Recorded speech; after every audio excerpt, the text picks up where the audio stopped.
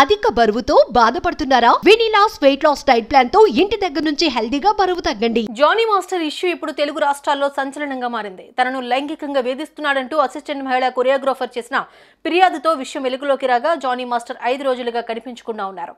దీంతో పోలీసులు 4 బృందాలుగా ఏర్పడి ఆయన్ను గోవాలో అరెస్ట్ చేశారు. ఇప్పుడు కోర్టులో ప్రవేశపెట్టనున్నారు. దీంతో ఏం జరగనుంది అనేది ప్రశ్నగా మారింది.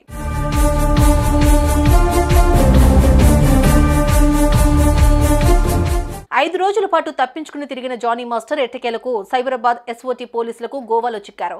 తెల్లవారుజామున 4 గంటలకు రోడ్డు మార్గం ద్వారా ఆయన్ను హైదరాబాద్ తీసుకుని వచ్చి నార్సింగి పోలీసులకు అప్పగించారు.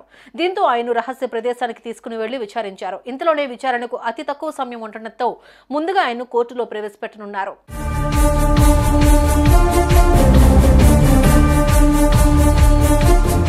హైదరాబాద్ వచ్చిన తర్వాత జానీ మాస్టర్ ను రహస్య ప్రాంతానికి తరలించారు. కాగా ఉప్పరపల్లి కోర్టులో ఆయనను ప్రవేశపెట్టనున్నారు. కోర్టులో ప్రవేశపెట్టే ముందు గోల్కొండ ఏరియా ఆసుపత్రిలో జానీ మాస్టర్ కు వైద్య పరీక్షలు చేస్తారు. అనంతరం న్యాయస్థానం ముందు హాజరుపరుస్తారు. విచారించేందుకు సమయం లేకపోవడంతో వారం రోజుల పాటు కస్టడీ ఇవ్వాలని పిటిషన్ వేయనున్నారు. వారం పాటు జానీ మాస్టర్ ను ప్రశ్నించి ఆ తర్వాత నిజ నిర్ధారణ చేయనున్నారు పోలీసులు.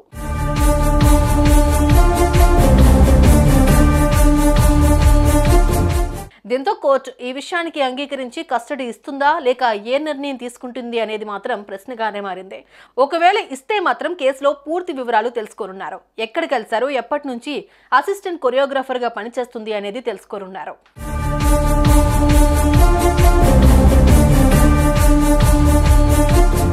5 రోజుల పాటు జానీ మాస్టర్ పరారీలో ఉండటంతో తప్పు ఆయన వైపే ఉన్నట్లు పుకార్లు వచ్చాయి. కానీ ఇప్పుడు అతను తప్పు చేశాడా లేదా అనేది తేలిపోనుంది.